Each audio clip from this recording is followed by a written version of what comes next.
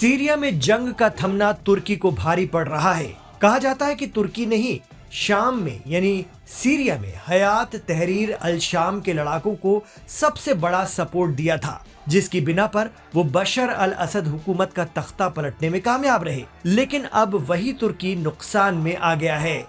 जी हाँ, कहा जा रहा है कि असद सरकार के जाते ही सीरिया या शाम में करीब एक दहाई से चली आ रही जंग थम गई। इसके साथ ही अब तुर्की में रह रहे सीरियाई शरणार्थी या पनाहगुज़ीन अपने घरों की तरफ लौटना शुरू हो गए हैं। सीरिया में अब HTS की सरकार है और चीजें धीरे धीरे कंट्रोल में आ रही हैं। कहा जाता है कि HTS की सरकार को तुर्की और पशे पर्दा अमेरिका, इसराइल भी सपोर्ट करते हैं।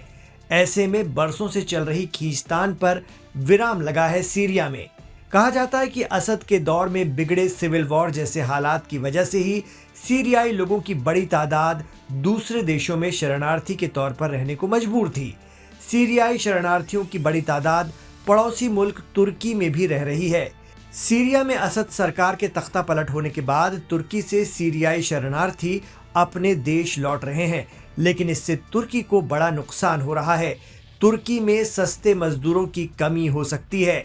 इससे तुर्की की इकोनॉमी प्रभावित होना शुरू हो गई है।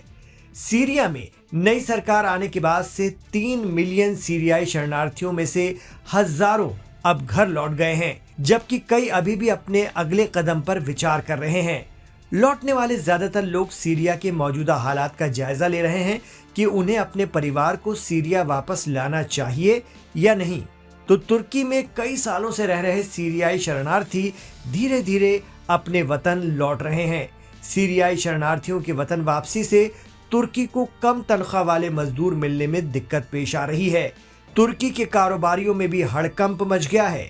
मीडिया रिपोर्ट्स की माने तो तुर्की या तुर्की से सीरियाई शरणार्थियों की वापसी की एक बड़ी वजह तुर्की की आर्थिक परेशानियां, जिसमें किराए में बढ़ोतरी भी शामिल है, कुछ शरणार्थियों को तुर्की छोड़ने के लिए मजबूर कर रही है, जबकि दूसरे लोग स्थिर नौकरियों के लिए रुक रहे हैं। वहीं कुछ सीरियाई कारोबारी भी अपने कारोबार को वापस सीरिया में ट्रांसफर कर सकते हैं अगर सब कुछ ठीक ठाक रहा तो।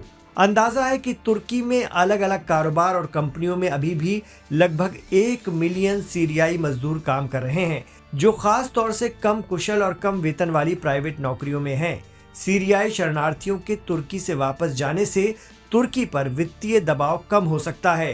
तुर्की ने यूरोपीय संघ की मदद के बावजूद शरणार्थियों पर $40 बिलियन खर्च किए हैं, लेकिन इसके बाद तुर्की की इकोनॉमी को संभालना सदर रजब तैयब एर्दोगान के लिए एक बड़ी चुनौती साबित हो सकता है। आपको बता दें कि नेटो का मेंबर तुर्की अरब और यूरोपीय दोनों ही ममालिक के बीच अपनी मजबूत पकड़ रखता है।